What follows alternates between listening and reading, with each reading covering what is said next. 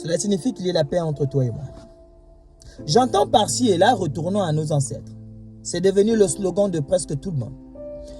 Comment allez-vous procéder pour repartir à vos ancêtres? Comment allez-vous faire pour renouer avec eux? Écoutez, ce n'est pas par des simples paroles que vous avez quitté les alliances de vos pères. Il y a eu un rituel fort, qu'on a fait prendre à pratiquement tous les Africains. Un rituel fort. Et là, tu me poses la question de savoir c'est quoi le rituel en question. C'est le baptême. Le baptême symbolise la mort. Quand on te prend, on te plonge dans les eaux. Par immersion, tu meurs en réalité. Et quand tu ressors, tu reviens en vie, mais avec Jésus. C'est ça que ça veut dire, le symbole. C'est la mort. Mais quand tu meurs en tant que qui? Quelle identité es-tu en train de faire disparaître? Quelles sont les alliances que tu es en train de briser quand tu rentres dans les eaux et que tu reviens au nom de Jésus? Le baptême, par définition, c'est l'interprétation d'une loi cosmique à l'échelle symbolique. Le baptême, c'est le symbole de la mort. Quand on te plonge, tu meurs.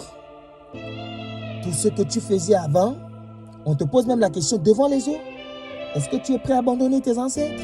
Tu abandonnes les alliances que tu as eues avec eux?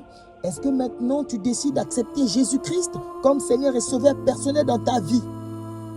Quand tu dis oui, tout ce contexte est mémorisé dans les eaux. Et ça reste là pour témoigner de ta nouvelle nature. C'est pourquoi il y a beaucoup de... C'est le fanatisme que vous faites sur la toile. Vous n'êtes pas encore reparti à vos ancêtres. Vous n'êtes pas encore reparti. Il y a beaucoup d'alliances qui ne sont même pas encore restaurées. Ce n'est que le fanatisme. Il y a beaucoup qui parlent là. Dans le monde des ancêtres, on ne vous entend même pas. Parce qu'on ne sait pas dans quelle alliance vous parlez. Quelle est cette nature?